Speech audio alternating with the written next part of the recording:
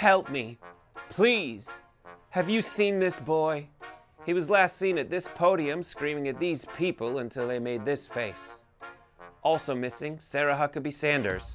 She was last seen with two very conflicting last names. Ever since Trump banned cameras and audio recordings from most press conferences, my life has fallen apart. At least with Spicy, I could look into the eyes of someone who was earnestly trying to make sense of it all. But now it's just so much nothing. The only statements I see from the White House are just shitty, awkward moments Trump creates by being the worst. Like when he interrupted a phone call with the new Irish Prime Minister to hit on a reporter for her nice smile. We have all of this beautiful Irish press. Where are you from? I'm from RTE News. The RTE. Oh, good. Katrina Perry.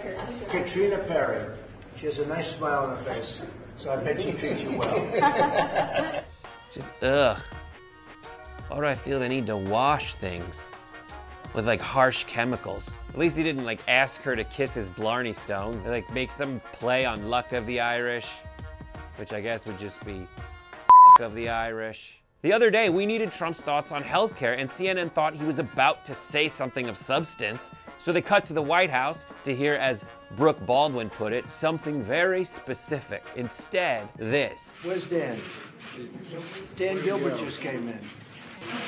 He's for basketball. He's looking for a good basketball player. Anybody play basketball? Yeah. Let's go over to, where's Dan Gilbert? What? Who's Dan? Did somebody find Dan? At this time of day, I used to see a canned statement from one of these two, but instead, our president proceeded to say literally the worst things to literally everyone in the room, including Dan, who it turns out owns the Cleveland Cavaliers and is just incidentally hanging out around the White House. Follow with me as he needlessly brings up the Cubs' bad season. And your team's doing okay, but you're going to do great starting now, right? Suggests to Dan that he'd be better off with baseball players than basketball players on his basketball team. Come here, Dan.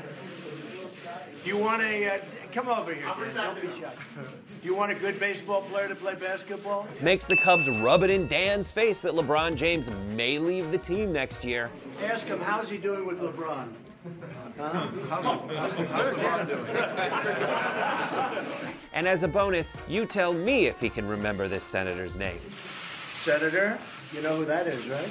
One of the greats. Are you a fan? Am I a fan? We have a lot of fans. You don't know who that guy is. One of the best.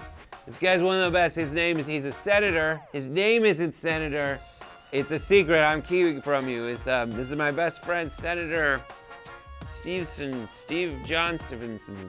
Finally, Trump gets to his official business.